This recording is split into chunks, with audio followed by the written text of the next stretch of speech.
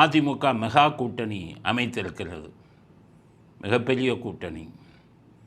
யார் யார் அந்த கூட்டணியில் இருக்கிறார்கள் அப்படின்னு பார்த்தீங்கன்னா, அதிமுக கூட்டணிக்கு தலைமை தாங்குகிறது. அதிமுகவுக்கு அடுத்து பாஜக கூட்டணியில் 2வது இடத்தில் பாஜக, 3வது இடம் பாட்டாளி மக்கள் கட்சி. அதில் என்ன பண்ணியிருக்காங்க, அன்புமணி தனியாக பிரிஞ்சிருக்கார், ராமதாஸ் தனியாக பிரிஞ்சிருக்கார்.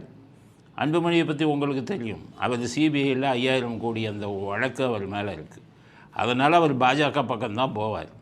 அதனால் ராமதாஸையும் இவங்க இது பண்ணி, நீங்களும் பாஜக அதிமுக பாஜக கூட்டணியில் சேருங்க அப்படின்னு சொல்லி 2 பேர்த்தையும் அதில் கொண்டு வந்திருக்காங்க. மிகப்பெரிய அதிசயம், ஆச்சரியம், டிடிவி தினகரனும் இந்த கூட்டணியில் வருகிறார், ஓபிஎஸும் இந்த கூட்டணியில் வருகிறார். அதுக்கடுத்தது விஜயகாந்தின் தேமுதிக அவர்களும் இந்த கூட்டணியில் வருகிறார்கள். அடுத்தது தமிழ் மாநில காங்கிரஸ் அவங்களும் இந்த கூட்டணியில் வராங்க. 2 பேர் முன்னாடி இருந்தவங்க, ஜான் பாண்டியனின் கட்சியும் கிருஷ்ணசாமி கட்சியும் மட்டும் இன்னும் அதில் சேர்க்கல. ஏன்னா அவங்க 2 பேரும் ஊஞ்சல் ஆடிக்கிட்டு இருக்காங்க. எப்படியாவது விஜய் சீட்டு கொடுத்தா அந்த பக்கம் போயிடலாம் அப்படின்னு அவங்க ஊஞ்சல் ஆடிக்கிட்டு இருக்காங்க. அதனால் அவர்கள் இந்த கூட்டணியில் சேர்கிறார்களா அப்படிங்கிறத சொல்லலை.